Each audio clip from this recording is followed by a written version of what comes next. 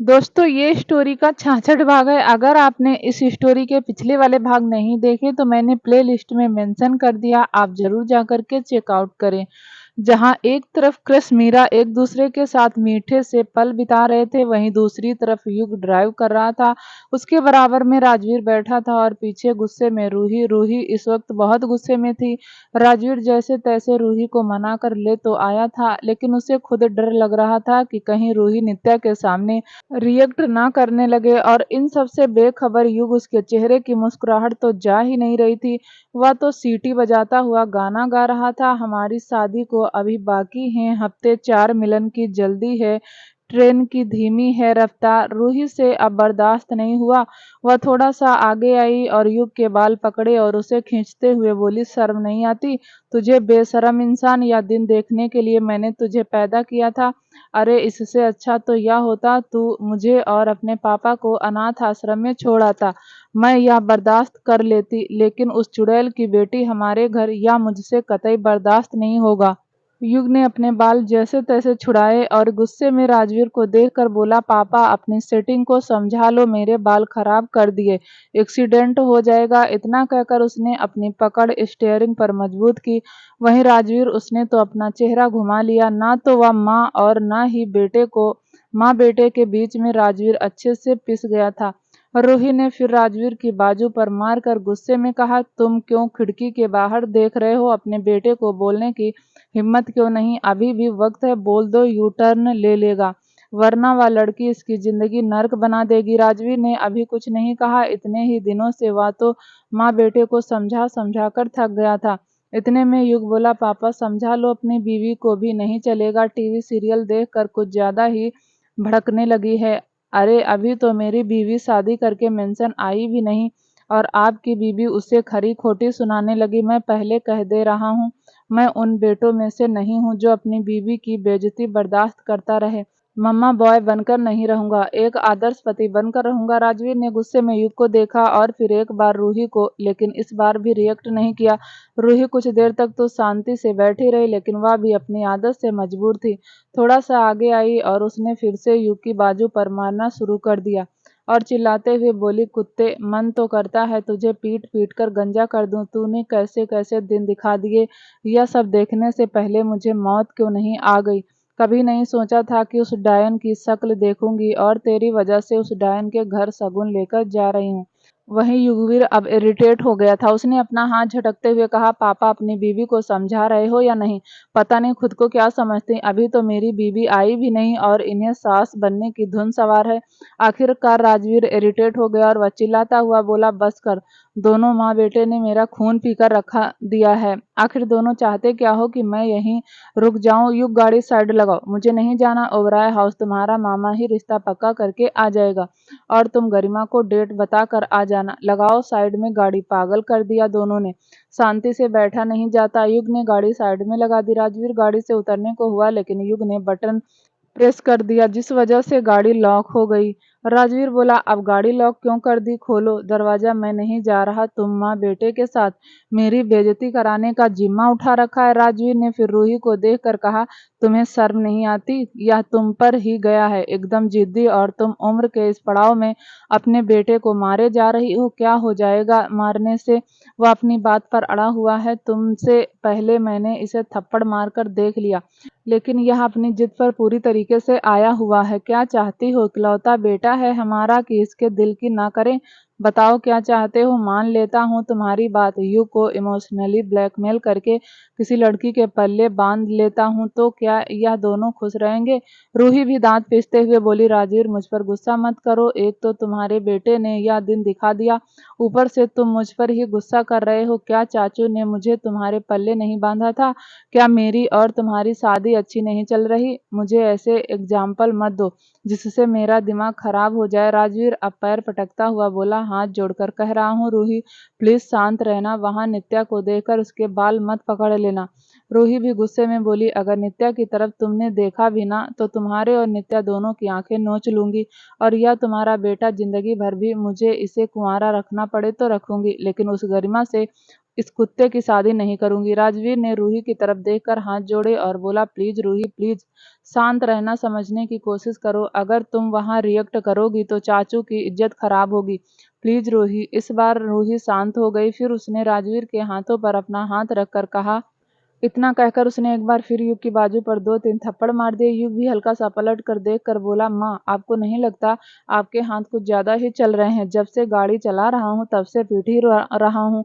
कभी मेरे बाल नोच लेती हो, कभी मेरे हाथ पर मार देती हो।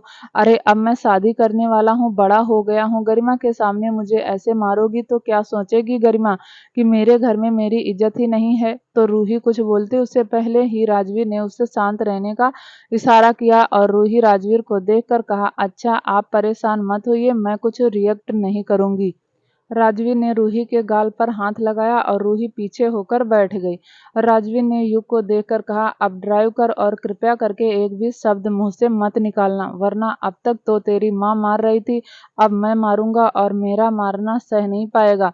युग ने हाँ में गर्दन हिलाई और गाड़ी स्टार्ट कर दी। थोड़ी ही देर में युग ने गाड़ी ओबराय हाउस के बाहर रोकी, जहाँ पहले ही हर्षवर्धन, हीर, दृष्टि और दिव्यांश चारों खड़े थे। उन्हीं का इंतजार कर रहे थे। युग, राजवीर और रूही भी उतरकर उसके पास गए। हर्षवर्धन ने रूही को देखकर कहा, रूही प्लीज वेट मत करना। रूही ने हाँ में गर्दन हिला दी और तभी हीर ने कहा, पीहू के डैडी आपको याद है ना मैंने क्या कहा? हर्षवर्धन ने हीर को देखा और हाँ में गर्दन हिला दी। इतने में हीर फिर बोली, भूल मत जाना। हर्षवर्धन का दिमाग भी पूरी तरीके से खराब था। उसने हीर के सामने हाथ जोड़कर कहा, हाँ मेरे बच्चों की माँ, मैं उन्हें कह दूंगा कि लड्डू गोपाल के कपड़े भिजवा दो।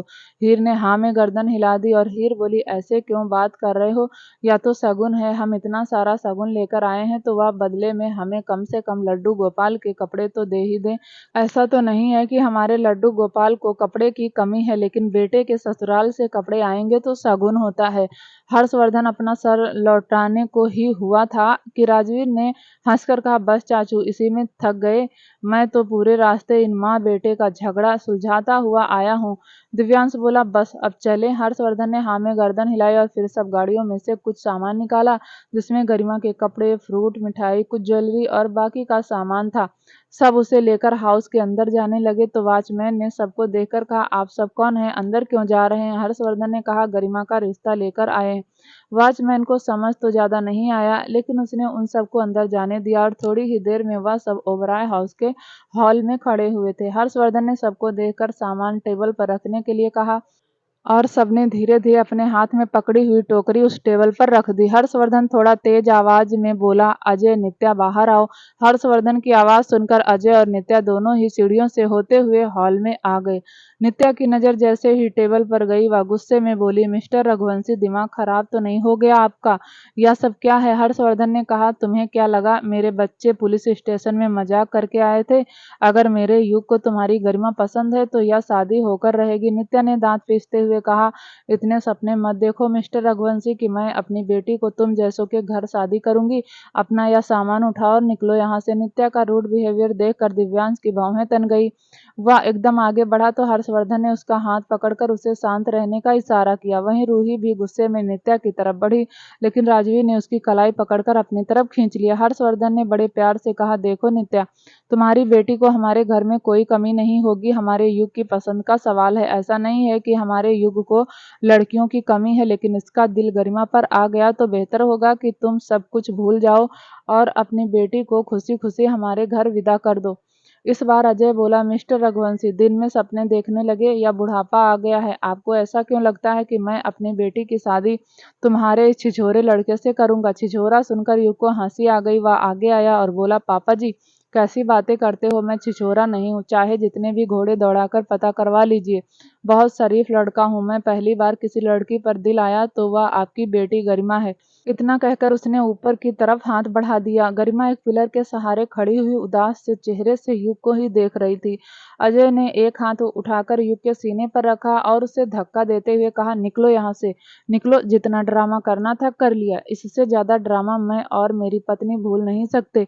इतना कहकर उसने फिर से युग के सीने पर हाथ रखकर उसे धक्का देना चाहा, लेकिन युग ने अजय का हाथ वहीं पकड़ लिया और उसकी आंखों में देखकर गुस्से में बोला, पापा जी, मैं बहुत तमीज से पेश आ रहा हूँ, तो आपका ही फर्ज बनता है तमीज से पेश आए, वरना रघुवंशी ईंट का जवाब पत्थर से देना जानते हैं। हर्षवर्धन ने युग को देखा और युग ने अजय का हाथ छोड़ दिया और शांति से थोड़ा सा पीछे हट गया। हर्षवर्धन ने फिर से अजय को देखकर कहा, तुम चाहो या ना चाहो या शादी तो होकर ही रहेगी। हर्षवर्धन ने फिर हीर की तरफ देखकर कहा, शगुन के कंगन लाई हो? हीर ने हाँ में गर्दन हिलाई और अपने पर्स में से डायमंड के 2 कंगन निकालकर हर्षवर्धन की ओर बढ़ाते हुए कहा, कान्हा के कपड़े। हर्षवर्धन ने हैरानी से हीर को देखा और अपनी आंखें कसकर बंद कर ली। इस सिचुएशन में भी हीर को बस अपने कान्हा की पड़ी हुई थी, या कह सकते हैं कि सिर्फ और सिर्फ अपने कान्हा की पड़ी थी। हर्षवर्धन ने धीरे से कहा, कह दूंगा, जगह और सिचुएशन तो देख लो। फिर उसने युग की तरफ इशारा करते हुए कहा, यह कंगन पकड़ो और गरिमा को पहनाकर आओ। युग ने जल्दी से कंगन हीर के हाथ से लिए और हर्षवर्धन को देखकर बोला, आई लव यू बड़े पापा, आई रियली लव यू। फिर उसने एक फ्लाइंग किस की और हर्षवर्धन को देखकर बोला, थोड़ी सी अकल अपनी बेटी को भी दे दो, पूरे रास्ते लड़ती हुई आई है। इतना कहकर वह नित्या को देखकर बोला, मम्मी जी, मैं अपनी होने वाली बीबी से मिलकर आता हूँ। इतना कहकर वह तेज कदमों से सीढ़ियों से होता हुआ गरिमा के पास जाने लगा। वहीं गरिमा जल्दी से अपने कमरे में चली गई और उसके पीछे पीछे कमरे की ओर चला गया। वहीं नित्या और अजय एक दूसरे को देखकर बस गुस्सा करते ही रह गए। हर्षवर्धन नित्या को देखकर बोला, तुम शायद भूल गई, मैंने तुम पर एक एहसान किया था, लेकिन यह नहीं पता था कि वह मेरी सबसे बड़ी गलती होगी। उस वक्त मैंने तुम्हें तरस खाकर छोड़ दिया और आज उसका हर्जाना भर रहा हूँ। तुम्हें इस लड़ाई में अपनी बेटी को नहीं घसीटना था, तुमने अपनी बेटी को भी घसीटा और मेरे बेटे का दिल भी दुखाया। अब तो गरिमा रघुवंशी खानदान की बहू बनेगी और तुम कुछ नहीं कर पाओगी। और अगर गलती से भी तुमने कुछ करने की कोशिश की तो इस बार रघुवंशी अपनी लिमिट को क्रॉस कर देंगे, याद रखना। नित्या, ना तो मैं दिव्यांश को रोकूंगा और ना ही शिवाय को, और जहां तक तुम्हें याद होगा, दिव्यांश और शिवाय दोनों ही बहुत खतरनाक हैं। इतना कहकर हर्षवर्धन ने अजय को देखकर कहा, तुम तो समझदार हो, तुम इसकी बातों में कैसे आ गए? क्या तुम्हें दिखाई नहीं देता कि तुम्हारी इकलौती बेटी के लिए मेरा युग एक अच्छा जीवन साथी है? दिखाई भी कैसे देगा? तुम्हारी आंखों के सामने भी तो नफरत का पर्दा लगा हुआ है। अजय बोला, या बड़ी बड़ी बातें मेरे सामने ना ही करे तो बेहतर होगा। अपना यह सामान उठाओ और अपने बेटे को बुलाओ और निकलो यहाँ से। मैंने एक से एक बेशरम देखे, लेकिन रघुवंशी खानदान जितना बेशरम नहीं देखा, जो यहाँ खड़ा होकर बेइज्जती करवा रहा है। अब राजवीर आगे आया और उसने अजय और नित्या को देखकर कहा, अभी बेशर्मी देखी कहाँ है, अभी तो बेशर्मी देखनी बाकी है। तुम दोनों की आंखों के सामने तुम्हारी बेटी को अपने बेटे के साथ लेकर चला जाऊंगा और तुम कुछ नहीं कर पाओगे।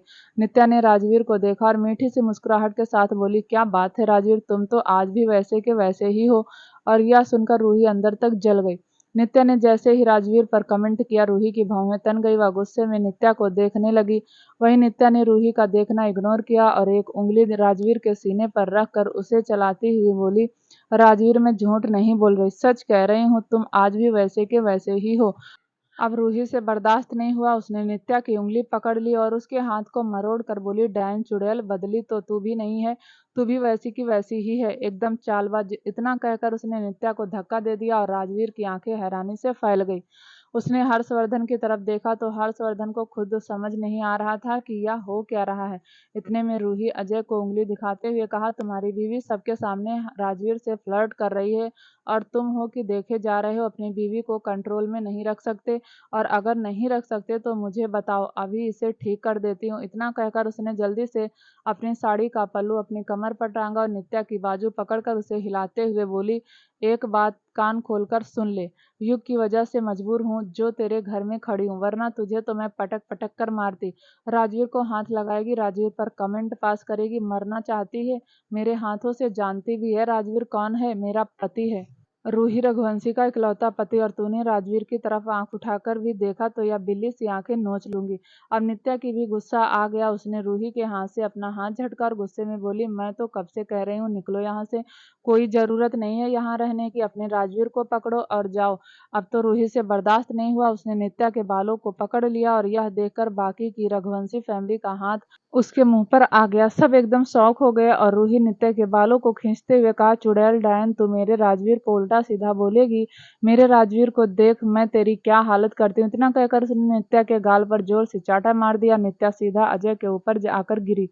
अजय नित्या को देखकर कहा, इट्स ओके बेबी। नित्या दांत पीसते हुए बोली, यह चुड़ैल सबके सामने मुझे मार रही है और तुम कह रहे हो इट्स ओके बेबी। इतना कहकर नित्या ने भी अपनी साड़ी का पल्लू अपनी कमर पर टांगा और रूही की तरफ बढ़ने लगी, लेकिन वह रूही को छूती उससे पहले ही राजवीर बीच में आ गया और नित्या को रोकते हुए बोला, नित्या मेरी बात सुनो, हम लोग युग की शादी गरिमा से नहीं करना चाहते, लेकिन युग मान ही नहीं रहा। इसी वजह से रूही थोड़ा फ्रस्ट्रेट हो गई, समझ रही हो ना, प्लीज रुक जाओ। लेकिन नित्या को अब कुछ सुनाई नहीं दे रहा था। वह तो कुछ भी करके रूही को मारना चाहती थी और ऐसा ही हुआ। उसने राजवीर की बाजू पकड़कर अपने सामने से हटाया और राजवीर सीधा हर्षवर्धन के ऊपर जाकर गिरा और हर्षवर्धन सोफे पर गिर पड़ा और नित्या ने रूही की बाजू पकड़कर उसे जोर से गोल गोल में घुमाने लगी। रूही भी कम नहीं थी, उसने नित्या की बाजू पकड़कर मरोड़ दी और गुस्से में बोली, चुड़ैल डायन जैसे खुद है वैसी तेरी बेटी। पता नहीं मेरे युग को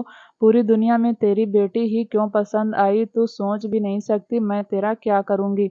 इतना कहकर उसने नित्या को धक्का दे दिया। वहीं राजवीर और हर्षवर्धन दोनों ही सोफे पर बैठे हुए एक दूसरे को देख रहे थे। आखिरकार हर्षवर्धन ने राजवीर को धक्का देते हुए कहा, मेरे ऊपर क्या पड़ा है, जाकर अपनी बीवी को संभाल। राजवीर जल्दी से उठा और दिव्यांश को देखकर बोला, कुछ करना दिव्यांश। दिव्यांश ने हल्की सी ना में गर्दन हिलाई और बोला, मैं नहीं रोकूंगा। रूही को इसका कुछ पता नहीं, ऐसा ना हो कि नित्या को छोड़ दे और मुझे पीटना शुरू कर दे। राजवीर ने दृष्टि की तरफ देखा तो दृष्टि हल्के गुस्से में बोली, राजवीर जीजू दी ठीक तो कर रही हैं, रूही दी को पीटने दो, यह औरत पीटने लायक ही है। राजवीर ने हीर की तरफ देखा तो हीर बोली, राजवीर भैया मुझे ऐसे मत देखो, बल्कि मुझे आपसे एक काम है। जाने से पहले अपनी समधन से कह देना कि हमारे लड्डू गोपाल के कपड़े दे दे। और यह कुछ देगी नहीं, इसकी शक्ल ही बता रही है, लेकिन कम से कम शगुन के नाम पर हमारे भगवान जी के कपड़े तो दे दे। लड्डू गोपाल के कपड़े मिल जाएंगे मतलब पूरे परिवार के कपड़े मिल जाएंगे, समझ रहे हो ना। राजवीर ने तो अपनी हथेली माथे पर मार ली और फिर जल्दी से नित्या और रूही के पास गया और दोनों को छुड़वाते हुए बोला, छोड़ो एक दूसरे को, या क्या बदतमीजी है। इतनी अच्छी फैमिली से होने के बाद दोनों कुत्ते बिल्ली की तरह लड़ रही हो। छोड़ो रूही, छोड़ो ना। इतना कहकर उसने रूही की बाजू पकड़ी और उसे नित्या से जैसे तैसे दूर किया। रूही के सर पर इस वक्त खून सवार था। उसने राजवीर की बाजू को झटका और खींचकर एक थप्पड़ राजवीर के गाल पर जड़ दिया। राजवीर का चेहरा एक तरफ हो गया। इतने में उसके कानों में एक आवाज आई, राजवीर तुमसे बात कर रही हूँ। राजवीर राजवीर राजवीर। राजवीर अपने ख्यालों से बाहर आया। वह सपना देख रहा था, लेकिन उसका सपना सच में बहुत भयानक था। उसके सामने नित्या खड़ी थी और उसके थोड़ा सा पीछे रूही, जो गुस्से में नित्या को ही देख रही थी। राजवीर ने अपना एक हाथ धीरे से गाल पर रखा और खुद से ही बोला, मतलब मैं सपना देख रहा था, ऐसा कुछ नहीं हुआ। इतने में नित्या ने फिर कहा, राजवीर राजवीर। इस बार राजवीर गुस्से में बोला, क्या है। वह इतने रूडली बोला था कि नित्या भी एक सेकंड के लिए डर गई। आखिरकार नित्या ने भी दांत पीसते हुए कहा, अपनी बीवी के साथ निकलो यहाँ से, मेरे घर में खड़े होकर मुझ पर ही चिल्ला रहे हो। राजवीर ने नित्या को उंगली दिखाते हुए कहा, तुम मेरी होने वाली समधन हो, इसीलिए तुम्हारी बदतमीजी बर्दाश्त कर रहा हूँ, वरना इस घर में खड़ा होना हमारी तौहीन है। रूही। इतना कहकर राजवीर ने हल्का सा पलट कर रूही को देखा और रूही ने हाँ में गर्दन हिला दी।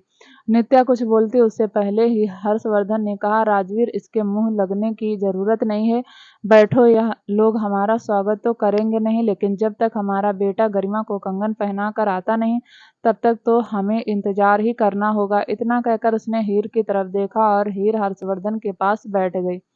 फिर वह धीरे से बोली, लड्डू गोपाल। हर्षवर्धन ने गर्दन घुमाकर हीर को देखा और हल्की सी ना में गर्दन हिलाई, फिर बोला, तुम्हारे लड्डू गोपाल को मैं कपड़े नहीं दिला सकता। हीर ने आंखें छोटी की और बोली, वह बात नहीं है, हम लोग इतना सामान लेकर आए हैं, बदले अभी तो शगुन के तौर पर कुछ देना चाहिए। हमारे भगवान जी के कपड़े दे देगी तो मतलब सब का शगुन उसी में हो जाएगा। हर्षवर्धन का मन कर रहा था कि अपना सर दीवार में पीट ले, लेकिन फिर उसने हीर को समझाते हुए कहा, तुम्हें नित्या की शक्ल देख कर लगता है या तुम्हारे गोपाल के कपड़े देगी। हीर ने नित्या की तरफ देखा और फिर हर्षवर्धन को देखकर बोली, लगता तो नहीं है। हर्षवर्धन ने कहा, तो फिर शांति से बैठी रहो। लेकिन हीर भी मन ही मन सोच रही थी कि वह एक बार जाने से पहले लड्डू गोपाल के कपड़े जरूर मांगेगी, आखिर उन्हें भी तो शगुन के तौर पर कुछ देना चाहिए। हर्षवर्धन के कहने से दृष्टि और दिव्यांश भी बैठ गए। राजवीर और रूही भी, रूही की नज़र तो नित्या पर ही थी और नित्या उन सबको वहां देखकर इरिटेट हो रही थी। इतना कहने के बाद भी वह सब वहीं बैठे हुए थे। वहीं राजवीर एक एक मिनट गिन रहा था कि कब वह वापस जाएगा। वह एक बार रूही को देखता और एक बार नित्या को, और तभी रूही ने एक राजवीर के कान में धीरे से कहा, ज्यादा स्मार्ट मत बनो, अच्छे से जानती हूँ कि तुम्हारी नजर बार बार नित्या की तरफ जा रही है। राजवीर ने गर्दन घुमाकर रूही को देखा, एकदम मासूम नजरों से, जैसे कहना चाहता हूँ मैं बहुत इनोसेंट हूँ, मैंने कुछ नहीं किया, मुझ पर इल्जाम मत लगाओ। लेकिन रूही सुलगती हुई आंखों से राजवीर को ही देख रही थी। फिर वह दांत पीसकर बोली, घर चलो, तुम्हें भी बताती हूँ और तुम्हारे उस नालायक बेटे को भी। वहीं दूसरी तरफ कमरे में युग ने जबरदस्ती गरिमा का हाथ पकड़ा हुआ था और उसे कंगन पहनाने की कोशिश कर रहा था, लेकिन गरिमा बार बार अपना हाथ पीछे खींच रही थी। वह दूसरे हाथ से युग को मार रही थी, लेकिन युग को फर्क नहीं पड़ रहा था। वह लगातार गरिमा को कंगन पहनाने की कोशिश कर रहा था, लेकिन गरिमा बार बार अपना हाथ पीछे खींच रही थी। वह दूसरे हाथ से युग को मार रही थी, लेकिन युग को फर्क नहीं पड़ रहा था। वह लगातार गरिमा को कंगन पहनाने की कोशिश कर रहा था, लेकिन गरिमा भी पूरी तरीके से उसके साथ छीना झपटी कर रही थी। वह गुस्से में बोली, तुम्हारी फैमिली में रिवाज है क्या जबरदस्ती कंगन पहनाने का? युग ने कंगन पहनाने की कोशिश करते हुए कहा, नहीं, हमारे यहाँ सब प्यार से कंगन पहनाते हैं, लेकिन उन लड़कियों को जो दिल की बहुत नरम होती हैं, तुम्हारे जैसी जलेबी को तो ऐसे ही कंगन पहनाए जाते हैं। इतना कहकर उसने गरिमा के हाथ में जबरदस्ती कंगन पहना दिया। जबरदस्ती करने की वजह से गरिमा के हाथ में चोट लग गई। चोट की वजह से गरिमा को दर्द हुआ, उसकी आंखों में पानी आ गया। उसने युग से अपना हाथ झटकते हुए कहा, बस, या अभी और दर्द देना बाकी है? युग ने गरिमा के हाथ की तरफ देखा जहां कट की वजह से खून आने लगा था। युग ने गरिमा का हाथ पकड़ा और गरिमा ने अपना हाथ छुड़ाते हुए कहा, पहन लिए कंगन, अब जाओ। युग ने फिर से गरिमा का हाथ पकड़ना चाहा, लेकिन गरिमा ने एक बार फिर अपना हाथ पीछे खींच लिया। अब युग ने इस बार जबरदस्ती गरिमा का हाथ पकड़ा और उसकी आंखों में देखकर बोला, अभी तो एक ही पहनाया है, दूसरा पहनाना बाकी है। इतना कहकर उसने गरिमा की चोट पर अपने होंठ रख दिए और उसे धीरे धीरे चूसने लगा। गरिमा उसकी बॉडी में तो सिरहंसी दौड़ गई। वह हैरानी से युग को देख रही थी। वहीं युग की आंखें भी गरिमा की तरफ भी थी। थोड़ी देर बाद उसने गरिमा की चोट को देखकर कहा, यह देखो, मैंने दर्द दिया, दवा भी लगा दी। गरिमा दांत पीसते हुए बोली, हाँ, तुम्हारे जैसे आशिकों को तो चोट ठीक करनी आती है, बाकी डॉक्टर तो पागल है ना। युग, ऐसा मत करो, जो हो रहा है उसे एक्सेप्ट कर लो। युग के चेहरे पर मीठी सी मुस्कुराहट आई। उसने जेब से दूसरा कंगन निकाला और गरिमा के दूसरे हाथ में पहनाते हुए कहा, अगर तुम जबरदस्ती नहीं करती तो तुम्हें चोट नहीं लगती, जबकि तुम अच्छे से जानती हो मैं कितना जिद्दी हूँ। मुझे मत भड़काओ गरिमा, ऑलरेडी तुम बहुत नुकसान कर चुकी हो, और मत करो। जो हो रहा है उसे एक्सेप्ट कर लो। बारात तो मैं ओबराय हाउस लेकर आऊंगा, चाहे कुछ भी हो जाए। बाकी तुमने मेरी फैमिली को देख ही लिया है, वह कैसी है।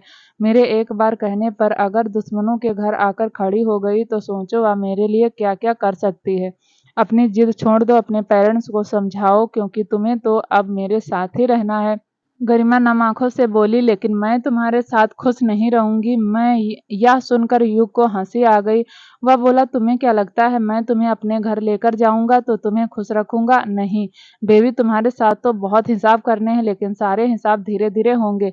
इतना कहकर युग वहां से जाने लगा। गरिमा गुस्से में बोली, मैं इन कंगन को फेंक दूंगी। युग ने पलट कर गरिमा को देखा और बोला, गलती से भी यह गलती मत करना, वरना तुमने मेरा गुस्सा देखा नहीं। गरिमा युग को देख रही थी। युग ने इस बार मुस्कुराकर कहा, अरे तुम डर बहुत जल्दी जाती हो, लेकिन अच्छी बात है, मैं तुम्हारी आंखों में डर ही देखना चाहता हूँ। डरो गरिमा, जितना डर सकती हो डरो, और कुछ भी ऐसा मत करना कि मैं लिमिट क्रॉस कर दूं। उस रात भी समझाया था, आज भी समझा रहा हूँ, यह कंगन मेरी बड़ी माँ के हैं, उन्होंने ही सबके लिए कंगन बनवाए हैं, यह कंगन नहीं है। रघुवंशी खानदान की इज्जत है, हमारे घर में बड़ों का आशीर्वाद है। अगर तुमने इन कंगन की इज्जत नहीं की तो तुम सोच भी नहीं सकती क्या होगा। अब एक अच्छी लड़की की तरह बाहर आओ, सबके पैर छुओ और सबके साथ बैठो। गरिमा दांत पीसते हुए बोली, मैं ऐसा कुछ नहीं करूंगी। युग बोला, तुम करोगी, और अगर तुमने ऐसा नहीं किया तो मेरा दिमाग गर्म हो जाएगा। गरिमा पैर पटकती हुई बोली, क्या मुसीबत है? इतना कहकर वह युग के सामने ही कमरे से बाहर चली गई और सीधा गुस्से में सीढ़ियों से होती हुई नीचे आई। उसकी कलाई में रघुवंशी फैमिली के कंगन थे। उन कंगन को देखकर हीर ने मुस्कुराकर कहा, गरिमा, तुम्हें कंगन का साइज ठीक तो आया ना? मुझे नहीं पता तुम्हारे हाथों का साइज क्या है, मैंने बस अंदाजे से बनवा दिए। युग से पूछा तो युग ने कहा, आराध्या के साइज के होंगे। आराध्या से मिली हो तुम, अभिमान की बीबी है। गरिमा गुस्से में रघुवंशी फैमिली को देख रही थी। उसने हीर की बातों पर कुछ रिएक्ट नहीं किया और तभी युग पीछे से आया। उसने गरिमा के कंधे पर अपना कंधा मारकर कहा, कुछ कहा था मैंने बीवी, तुम कर क्यों नहीं रही? गरिमा ने अपने गुस्से को जैसे तैसे कंट्रोल किया और सबसे पहले हर्षवर्धन के पास गई और उसके पैर छूकर बोली, कैसे हैं आप? हर्षवर्धन आंखें फाड़े गरिमा को देख रहा था। फिर उसने युग को देखा तो युग ने आंख मारकर कहा, अरे बड़े पापा, ऐसे क्या देख रहे हो? आशीर्वाद तो दीजिए। मेरी बीवी बहुत नाराज थी, बड़ी मुश्किल से मना कर लाया हूँ। वहीं अजय और नित्या भी एक दूसरे को हैरानी से देख रहे थे। हर्षवर्धन ने अपना हाथ गरिमा के सिर पर रखकर कहा, सदा खुश रहो, सदा सुहागन रहो, भगवान तुम्हारी और युग की जोड़ी बनाए रखे। गरिमा ने फिर अपने गुस्से को कंट्रोल करते हुए हीर के पैर छुए। हीर ने आशीर्वाद देते हुए कहा, सदा खुश रहो, सुहागन रहो, जल्दी से मेरे युग की जिंदगी में आ जाओ और फिर तुम दोनों हमेशा खुश रहो। अब गरिमा का गुस्सा थोड़ा सा शांत हुआ। उसे इतना तो समझ आ रहा था कि युग की फैमिली सच में बहुत अच्छी है। इतने प्यार से तो नित्या ने कभी उससे बात नहीं की, करती भी क्यों? गरिमा नित्या की बेटी ही नहीं। गरिमा ने फिर रूही के पैर छूने चाहे लेकिन रूही ने पैर पीछे खींच लिए। उसने गर्दन उठाकर रूही को देखा तो रूही ने अपना चेहरा घुमा लिया। रूही के लिए गरिमा को एक्सेप्ट करना बहुत मुश्किल था। तभी युग पीछे से बोला, कोई बात नहीं, मम्मी थोड़ी नाराज हैं, मना लेना, फिलहाल पापा के पैर छू लो। गरिमा ने फिर राजवीर के पैर छुए। राजवीर ने रूही का हाथ पकड़ा और गरिमा के सिर पर रखते हुए कहा, सदा सुहागन रहो। गरिमा ने नजर उठाकर देखा तो उसके सिर पर राजवीर और रूही दोनों का हाथ था। राजवीर बोला, कुछ चीजें एक्सेप्ट नहीं की जाती, उन्हें एक्सेप्ट करने में टाइम लगता है। मेरी रूही को भी टाइम लग रहा है, इसका मतलब यह नहीं कि मेरी रूही दिल की बुरी है, समझी? गरिमा ने हल्की सी हाँ में गर्दन हिलाई और फिर दृष्टि और दिव्यांश के भी पैर छू लिए। दोनों ने आशीर्वाद दिया। फिर गरिमा से हाथ जोड़कर बोली, अब आप प्लीज यहाँ से चले जाइए। सब जाने के लिए खड़े हो गए। हर्षवर्धन ने कहा, तुम कह रही हो तो हम जा रहे हैं, लेकिन अपने माँ बाप को समझा देना, हमारे बेटे की शादी तो इसी घर में होगी और आज से हम इस घर को अपने समधियाने का टैग लगाकर भी जा रहे हैं। इतना कहकर उसने हीर का हाथ पकड़ा और बोला, चले साहिबा। लेकिन हीर अपनी जगह से नहीं हिली। गरिमा को देखकर बोली, देखो गरिमा, शायद तुम्हें रीत रिवाज नहीं पता और शायद तुम्हारे माँ बाप को भी नहीं पता, लेकिन हमारे घर में कुछ रीत रिवाज हैं।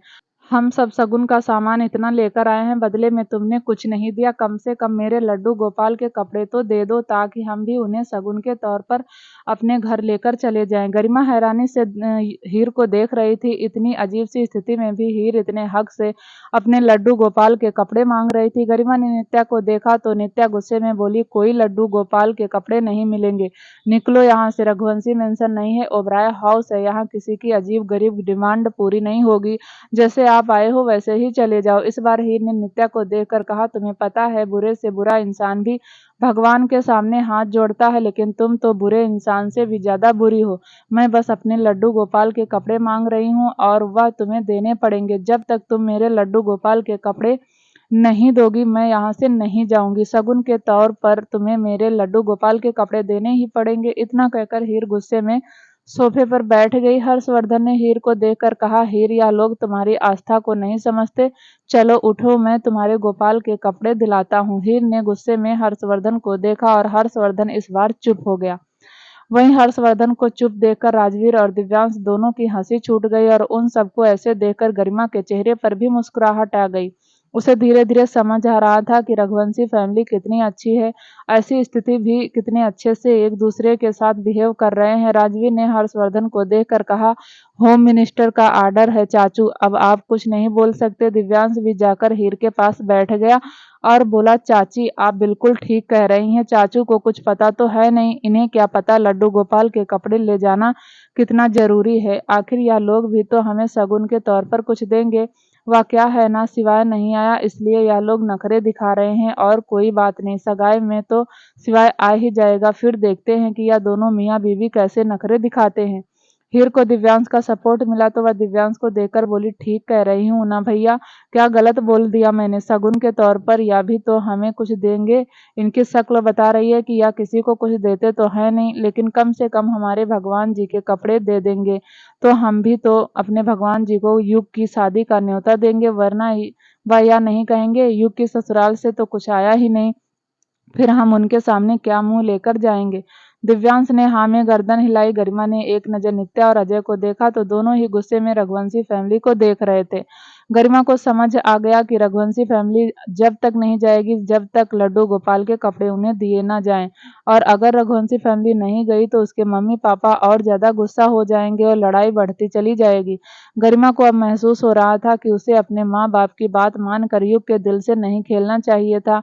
ना वह युग के दिल से खेलती, ना युग उसके पीछे पड़ता और ना यह सारा बखेड़ा खड़ा होता। गरिमा ने एक नौकर की तरफ देखकर कहा, जाओ लड्डू गोपाल के कपड़े लाकर दो। उस नौकर ने अजय और गरिमा की तरफ देखा तो गरिमा बोली, सुना मैंने क्या कहा? मम्मी पापा की तरफ क्या देख रहे हो? जाओ जाकर। नौकर ने हल्की सी हाँ में गर्दन हिलाई और चला गया। वहीं युग भी हीर के पास बैठता हुआ बोला, देखा बड़ी माँ, मेरी बीबी अच्छी है ना? हीर मुस्कुराकर युग के गाल पर हाथ रखा और बोली, हाँ बहुत अच्छी है, मुझे तेरी पसंद पसंद आई। तभी रूही बोली, चाची आपको पता है ना हमारे घर में जब नई बहू आती है तो 21 दिन तक लड्डू गोपाल की सेवा करती है ताकि उसे लड्डू गोपाल का आशीर्वाद मिल जाए।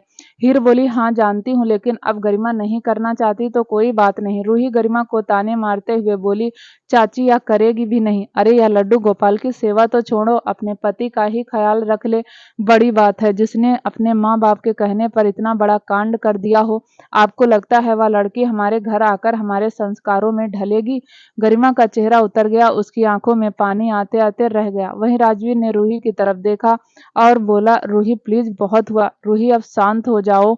रूही अब शांत हो गई। हर्षवर्धन ने कहा, रूही हमारे घर में जो भी आता है वह हमारे संस्कारों में ढल जाता है, गरिमा भी ढल जाएगी। देखते हैं इसकी माँ की परवरिश ज्यादा अच्छी है या हमारे संस्कार, कौन किस पर भारी पड़ता है, या तो शादी के बाद ही पता चलेगा। क्यों युग, सही कह रहा हूं ना? युग बोला, बड़े पापा आप तो कभी गलत कहते ही नहीं, आप तो मेरी जान हो, आप बहुत अच्छे हो बड़े पापा, रियली लव यू। फिर उसने गरिमा की तरफ देखकर कहा, वैसे मैं तुम्हें बताना भूल गया, अगले हफ्ते हमारी सगाई है। यह सुनकर गरिमा हैरानी से युग को देखती रह गई। युग ने अपना सिर खुजाया और बोला, हाँ वह एक्चुअली मैं तुम्हें ऊपर कमरे में ही बताना चाहता था लेकिन तुमने मौका ही नहीं दिया, पर कोई बात नहीं, अब सबके सामने बता रहा हूँ। और हाँ, कल मैं आऊँगा, मेरे साथ शॉपिंग पर चलना पड़ेगा। बड़े पापा चला जाऊं ना शॉपिंग पर? हर्षवर्धन ने हाँ में गर्दन हिला दी और तभी एक नौकर आया। उसने एक पैकेट गरिमा को दे दिया। वह पैकेट गरिमा ने हीर को दे दिया और रघुवंशी परिवार वहां से चला गया। उसके पीछे युग था। जैसे ही युग दरवाजे पर पहुंचा उसने हल्का सा पलट कर कहा, पापा जी, मम्मी जी, गुड नाइट। कल मेरी बीवी को तैयार रखना, सही 9 बजे से उसे लेने आऊंगा, आखिर सगाई की शॉपिंग जो करनी है। इतना कहकर उसने गरिमा को आंख मारी और वहां से चला गया। जैसे ही युग गाड़ी के पास पहुंचा वैसे ही रूही ने युग के बाल पकड़कर हिलाते हुए कहा, मम्मी जी, पापा जी, तूने कभी अपनी माँ को मम्मी जी कहा है? युग ने बाल छुड़वाते हुए बोला, माँ छोड़ दो ना, माँ छोड़ दो। इतना कहकर उसने राजवीर को देखा जो गाड़ी का गेट खोल रहा था। फिर वह थोड़ा चिल्लाया, पापा पापा बचा लो ना पापा, क्या खतरनाक आइटम पसंद आई है आपको? राजवीर थोड़ा सा आगे आया और उसने रूही के हाथों से युग के बाल छुड़वाए तो रूही गुस्से में बोली, तुम बाप बेटे को तो छोड़ूंगी नहीं, तुम बड़ा उसकी तरफ देख रहे थे, या आंख नोच लूंगी तुम्हारी। राजवीर ने हाथ जोड़कर कहा, क्या हो गया तुम्हें, क्या पागलों वाली हरकतें कर रही हो? और तभी युग बोला, पापा मुझे एक बात बताओ, आपने ऐसे हसीन सी प्यारी सी गुड़िया सी लड़की के साथ 25 साल बिताए, कैसे? राजवीर ने हल्का सा पलट कर हैरानी से युग को देखा और बोला, तू अपनी बात पर टिकता है कि नहीं? अब तुझे या प्यारी सी हसीन सी गुड़िया सी नजर आ रही है? रोही गुस्से में बोली, तुम बाप बेटे को तो मैं छोड़ूंगी नहीं, तुम जरा घर चलो, तुम दोनों की मैंने क्लास ना ली तो मेरा नाम भी रूही रघुवंशी नहीं। इतना कहकर रूही गुस्से में गाड़ी में बैठ गई और जैसे ही उसने दरवाजा बंद किया वैसे ही राजवीर और युग दोनों ने अपनी आंखें कसकर बंद कर ली। राजवीर बोला, तू जा अपनी माँ को लेकर, मैं तो चाचू की गाड़ी में आ रहा हूँ। युग ने मासूम सा बनकर ना में गर्दन हिलाई और बोला, पापा मैं नहीं जाऊंगा, कुछ भरोसा नहीं, घर पहुंचने तक मेरे सारे बाल नोच कर मुझे गंजा कर देगी, फिर मैं गंजा शादी करूंगा तो कैसे लगूंगा? नहीं नहीं, मेरी गरिमा को मेरे बाल बहुत पसंद है, मैं गंजा नहीं हो सकता। राजवीर भी मुंह बनाता हुआ बोला, मैं कहा तुम माँ बेटे के बीच में फंस गया। इतना कहकर वह गाड़ी में बैठ गया और युग भी गाड़ी में बैठ गया और थोड़ी देर में उसने गाड़ी स्टार्ट कर दी। थोड़ी देर में हर्षवर्धन की गाड़ी भी उनके पीछे चली गई। यह सारा नजारा गरिमा अपनी बालकनी से देख रही थी। उसके चेहरे पर मुस्कुराहट आ गई। उसने बचपन से जिस परिवार की कामना की थी, रघुवंशी परिवार बिल्कुल वैसा ही था। गरिमा का दिल अब पिघलने लगा था, या शायद गरिमा का दिल पहले ही नरम था लेकिन अजय और नित्या ने उसे खराब कर दिया था। कुछ देर तक वह बालकनी में ही खड़ी रही, फिर वह जैसे ही अपने कमरे में आई उसकी आंखें हैरानी से फैल गई। अजय और नित्या गुस्से में उसे ही देख रहे थे। गरिमा कुछ कहती उससे पहले ही नित्या आगे आई और उसने खींच कर एक थप्पड़ गरिमा के गाल पर जड़ दिया और गरिमा का चेहरा एक साइड हो गया। नित्या गुस्से में बोली, हमने तुम्हें पढ़ाया लिखाया, तुम्हारी परवरिश की, तुम्हें सोसाइटी में सर उठाकर जीना सिखाया और तुम हमारे ही खिलाफ हो गई। क्या जरूरत थी इन दो कौड़ी के कंगन को पहनने की? क्या जरूरत थी उनके लड्डू गोपाल के लिए कपड़े मंगवाने की? खुद को समझती क्या हो? हमारे खिलाफ जाओगी? इतना कहकर नित्या ने गरिमा के बाल पकड़ लिए। गरिमा बोली, माँ, अगर मैं ऐसा नहीं करती तो वह लोग यहाँ से जाते नहीं। यह सुनकर नित्या ने गरिमा के बाल छोड़ दिए और उसकी आंखों में देखकर गुस्से में बोली, जैसा मैं कहूंगी तुम वैसा करोगी, अपना दिमाग नहीं चलाओगी, समझी? इतना कहकर उसने एक बार फिर गरिमा को मारना चाहा तो अजय ने उसका हाथ पकड़ लिया और झटकते हुए बोला, बहुत हुआ, इसकी गलती तो निकालने से प्रॉब्लम सॉल्व नहीं हो जाएगी। कहीं ना कहीं हमने ही युग को भड़काया है और अब रघुवंशी फैमिली इस चीज का बदला ले रही है। यह सब इतनी आसानी से सॉल्व नहीं होगा, हमें कुछ बड़ा करना होगा, चलो यहाँ से। इतना कहकर वह नित्या को वहां से ले गया। वहीं गरिमा चुपचाप बेड पर बैठ गई। उसके आंसू बहने लगे। फिर वह पीछे लेट कर आंखें बंद करके अपना बचपन याद करने लगी। उसने ना जाने नित्या से कितनी बार थप्पड़ खाए थे। छोटी छोटी बातों पर नित्या उस पर अपना गुस्सा निकालती थी। गरिमा को कभी कभी शक होता था कि नित्या उसकी माँ है भी है या नहीं, लेकिन उसके शक का कोई सिरा नहीं था। गरिमा चैरिटी करती थी, नित्या को बहुत पसंद नहीं था।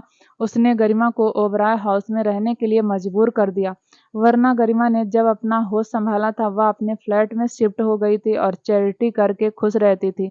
लेकिन नित्या ने गरिमा को मजबूर किया। फ्लैशबैक, गरिमा आज भी अनाथ आश्रम में चैरिटी करके अपने फ्लैट में आ गई थी। वह अभी अभी आई थी और थककर सोफे पर बैठी थी और तभी उसके फ्लैट की बेल बजी। गरिमा गुस्से में उठी क्योंकि इस वक्त वह बहुत गुस्से में बहुत थकी हुई थी। किसी का इस वक्त आना उसे अच्छा नहीं लग रहा था। वह जैसे तैसे दरवाजे पर गई।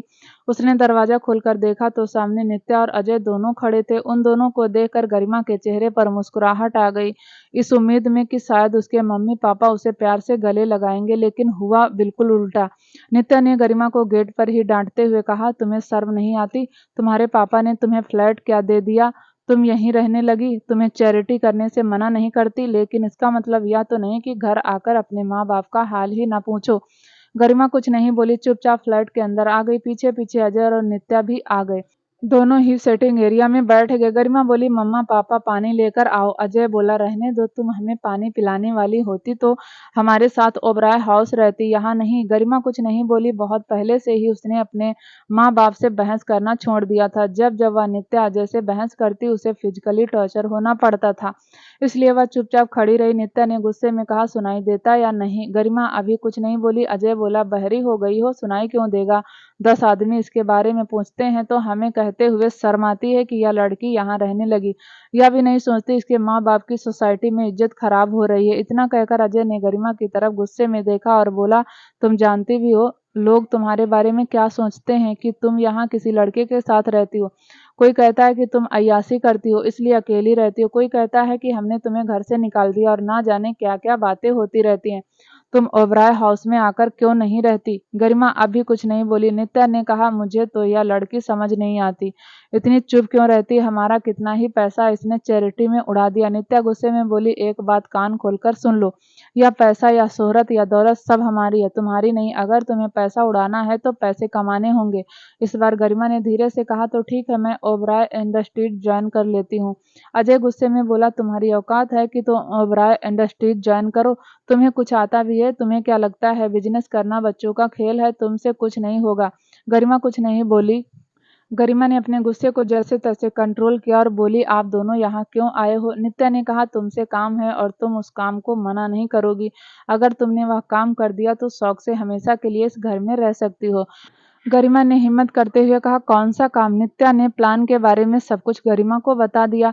गरिमा हैरानी से नित्या की बात सुन रही थी। उसे इतना तो पता था कि उसके माँ बाप बहुत खड़ूस हैं, लेकिन वह किसी को फंसाने के लिए यह सब करेंगे, गरिमा यह नहीं जानती थी। गरिमा ने सीधा ना में गर्दन हिलाते हुए कहा, मैं किसी लड़के को नहीं फंसाऊंगी। बेशक मैं अकेली रहती हूँ, लेकिन मेरा कोई बॉयफ्रेंड नहीं और ना ही मैं किसी के साथ रिलेशन में हूँ। और आप कैसे माँ बाप हो, अपनी ही बेटी को किसी लड़के को फंसाने के लिए कह रहे हो?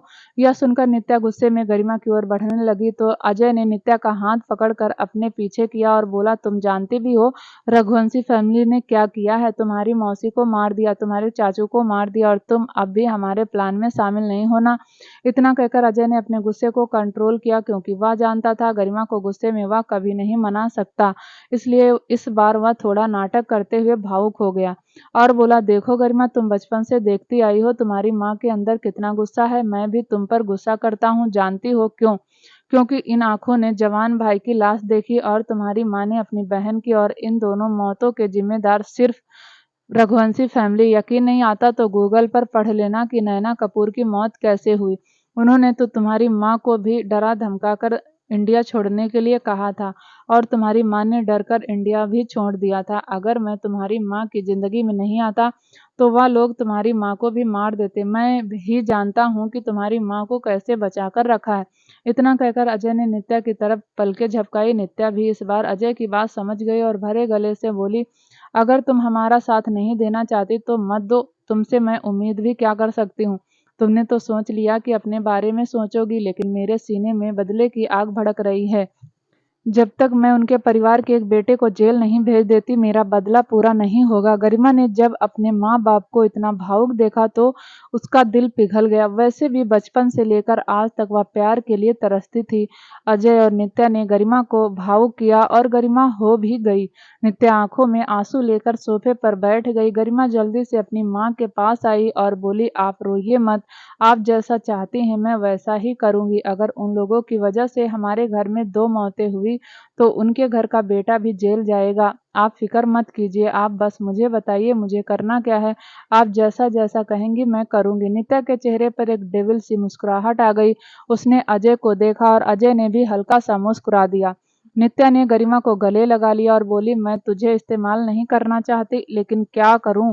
किसी और लड़की पर भरोसा भी तो नहीं कर सकती। आखिर उन लोगों को भी तो पता चले कि जब कोई अपना दूर होता है तो कितना दर्द होता है।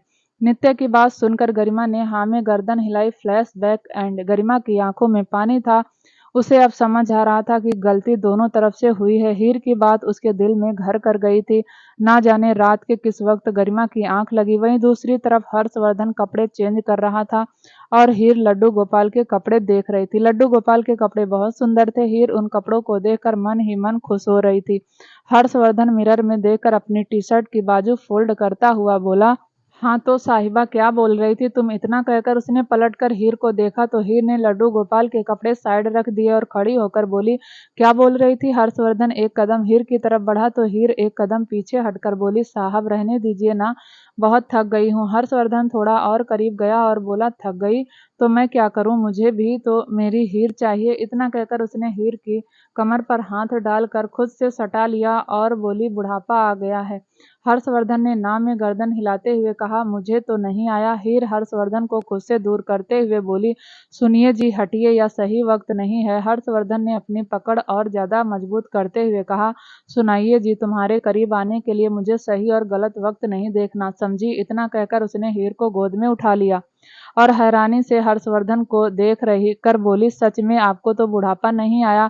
हर्षवर्धन बोला, तो तुम्हें क्या लगता है मैं बुढ़ा हो गया? अभी नहीं हुआ बीबी, हमारा अभी तो इन बाजू में बहुत ताकत है।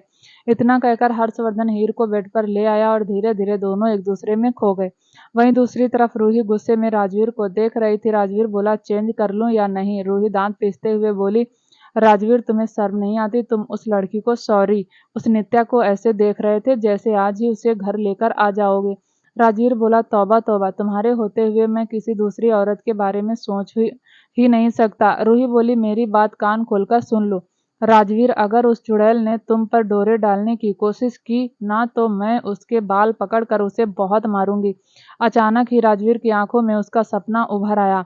वह बोला, नहीं नहीं, ऐसा कुछ नहीं होगा, तुम्हें मुझ पर भरोसा नहीं है? रूही ने ना में गर्दन हिलाते हुए कहा, नहीं, तुम पर तो बिल्कुल भरोसा नहीं है। तुम जब मुझसे पट गए तो किसी से भी पट जाओगे। यह सुनकर राजवीर की आंखें हैरानी से फैल गई। वह बोला, मैं तुमसे पट गया? रूही बोली, हाँ और क्या। वह एक बात है कि मैंने थोड़ी ज्यादा मेहनत की, लेकिन तुम्हें पटा तो लिया था ना। राजवीर ने अपनी हथेली माथे पर मारी और बेड पर बैठकर बोला, यार एक तो तुम जाकर ना उन अपने बेटे से टक्कर मारो, मुझे मत कहो, मैं थक गया हूँ यार, सारा दिन तुम माँ बेटे की लड़ाई सुलझाता रहता हूँ। कभी मेरे बारे में सोचा है कि मेरे ऊपर कितना मेंटल प्रेशर है? इतना कहकर राजवीर ने मासूम सी शक्ल बनाकर रूही को देखा। बस फिर क्या था, रूही पिघल गई। राजवीर की ट्रिक थी वह, जब जब रूही को संभाल नहीं पाता था, रूही को मासूम बनकर देखने लगता था और रूही एक सेकंड में राजवीर की बातों में आ जाती थी। वह जल्दी से राजवीर के पास आई और उसे गले लगाकर बोली, अच्छा अच्छा, आप टेंशन मत लीजिए, मैं हूं ना। अब मैं आपको कुछ नहीं करूंगी, लेकिन आप उस चुड़ैल की बातों में मत आना, वरना सच कहती हूँ राजवीर, कुछ कर दूंगी। इतना कहकर उसने राजवीर को गले लगा लिया। राजवीर ने भी अपनी आंखें बंद कर ली और फाइनली वह समझ गया था कि अब रूही उसे कुछ नहीं कहेगी। वैसे भी पिछले कितने ही दिनों से राजवीर भी मेंटली प्रेशर में था। रूही फिर राजवीर के पास बैठी और उसके सूज निकालते हुए बोली, तुम ज्यादा टेंशन मत लिया करो, मेरा क्या है, मैं तो ऐसे ही बड़बड़ाया करती हूँ। इसका मतलब यह थोड़ी है कि तुम टेंशन लेकर बैठ जाओ। इतना कहकर राजवीर ने शूज रिमूव किए और उसकी सॉक्स भी, और फिर उसकी कोट को निकालते हुए बोली, अच्छा या बताओ सगाई में किस किस को बुलाना है? राजवीर तो रूही को देख रहा था और मन ही मन खुश भी था। रूही हमेशा राजवीर को ऐसे ही ट्रीट करती थी और राजवीर को खुद पर प्राउड फील होता था कि रघुवंशी फैमिली की इकलौती बेटी उसके साथ ऐसे पेश आती है। और रूही राजवीर का कोट सोफे पर रखा, उसके पास बैठती हुई बोली, हल्का महसूस हो रहा है? राजवीर ने हाँ में गर्दन हिलाई और रूही की गोद में सर रखकर लेट गया और फिर बोला, जब भी तुम्हें गुस्सा आए ना, यह सोच लिया करो कि हमारे इकलौते बेटे की खुशी का सवाल है। मैं भी ऐसे ही करता हूँ। रूही ने हाँ में गर्दन हिलाई और राजवीर के बालों में हाथ फेरने लगी। कुछ देर तक रूही राजवीर ऐसे ही रहे। थोड़ी देर में राजवीर सो गया और रूही ने लाइट ऑफ की और राजवीर के पास लेट गई। राजवीर ने नींद में ही रूही को खुद के करीब किया और कान में धीरे से बोला, आई लव यू रूही, तुम्हारे बिना किसी और के बारे में सोचना भी मेरे लिए पाप है। और रूही राजवीर पर अपनी पकड़ बनाते हुए कहा, I love you too Rajveer, लेकिन फिर भी मुझे थोड़ी सी इनसिक्योरिटी होती है। इतना कहकर उसने अपनी आंखें बंद कर ली और अपना सर राजवीर के सीने में छुपा लिया। रजावत इंडस्ट्रीज वेदांत अपने केबिन में बैठकर काम कर रहा था और तभी केबिन का दरवाजा खुला। सामने वेदांत का मैनेजर खड़ा था। मैनेजर ने कहा, सर आज घर नहीं जाएंगे, 10 बज गए। वेदांत ने लैपटॉप पर उंगलियां चलाते हुए कहा, हाँ बस जा रहा हूँ। इतना कहकर उसने लैपटॉप बंद किया और अपना बैग उठाकर केबिन से बाहर आया। थोड़ा सा दूर चलने पर ही वामिका का केबिन पड़ता था। उसकी नजर वामिका के केबिन पर गई तो वह हैरान हो गया। आज वामिका भी घर नहीं गई थी। वामिका को वेदांत की कंपनी ज्वाइन किए हुए 1 हफ्ता हो गया था।